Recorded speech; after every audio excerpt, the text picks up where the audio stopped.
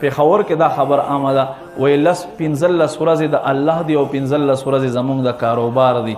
15 ورځې دوی نه ښه عبادت کوي. 15 دن نه بعد بیا 16 رمضان چې کوم جهنم نه ازادۍ ورځې شروع شي او جهنم نه ازادي عشره شروع شي بیا څوکي بیا زمونږ بازارونه ډک شي.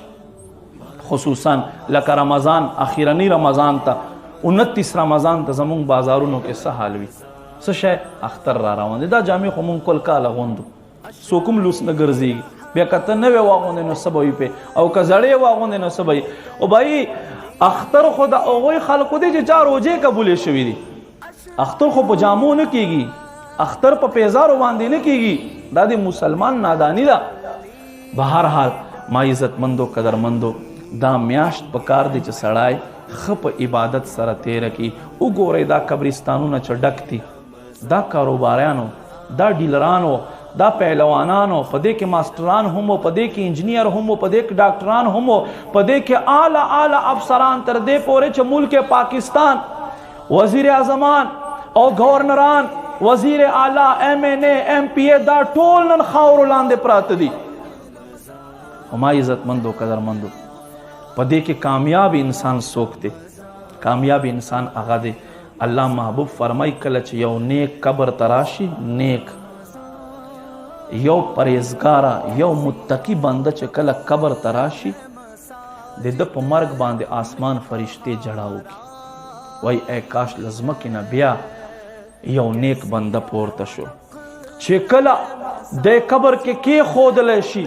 الله محبوب فرمای مشکات شریف حدیث ته عاطف غیب نه آواز په باندې وشي رب کریم ورته فرمای نم کنومت العروس، فرمای نن داسې په دې خپل قبر کې سمله وده شه څنګه چې ناوې اوله شپه په خپله کمره کې په آرام سره پرته وي چې خاوند نه علاوه مې څوک نشي خوځولی.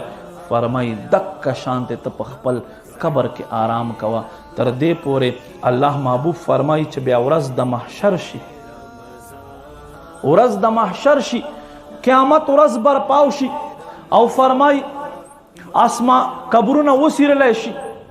په دې وخت کې دا نیکان چې له خپلو قبرونه راپورته شي وایي به مونږ چا له خپل خوب نه راپورته کړو، زرګونو کاله به تیر شوي وي. وای به یا ربه مونږ چا له خپل خوب نه راپورته کړو، مونږ ته خو داسې معلومیږي چې مونږ اوس وده شوي. کنه تاسو وګورئ چېرته سیلاب راشي، اوبه راشي، د نیکانو قبرونه وګورئ څنګه کفنونه تر و تازه پراته وي، کالونه په تیر شي، کفن ته هغې کپړې ته هم خاوره څه نه وایي. او بد انسان 3 ورځې لا نه وي تېرې شوې چې دومره سمیل ته راځي چې خپل خپلوان هم نږدې نه ورځي. نو ما عزتمندو قدرمندو نادانی مکوئ، عقلمندی کوئ. دا مبارکه میاشت را روانه ده. کوشش کوئ ورځ په ورځ نوافل پکې زیاتوئ، کوشش کوئ قرآن مجید تلاوت پکې زیات کوئ، کوشش وکئ. دا د ستا او ما د ژوند مثال د واورې په شان دی. واوره دې که من راوړه ولې به شي، که د یوه دړی راوړه ولې به شي. دا ستا او ما زندگی هم دقسې دی لکه واوره چې له سانچې نه راوباسې له برف کارخانې نه او بس د دې ټایم ختم شي په ولې کېدا شي. دقسې دا ستا او ما زندگی چې دی دا اوس یو ځل له مور نه را پیدا شوې دنیا ته راغې بس زندگی د په کمیدا باندې شروع شوه، زندگی د په کمیدا شروع شوه، ساګانې د کمې دي. نو اوس کوشش کوه چې نیکۍ څومره زیات ځان سره وایسي، چې څومره زیاتې نیکیانې د ځان سره وړې دوره د فایده دی او چې څومره د کمې نیکۍ وړې ځان سره دوره د نقصان دی.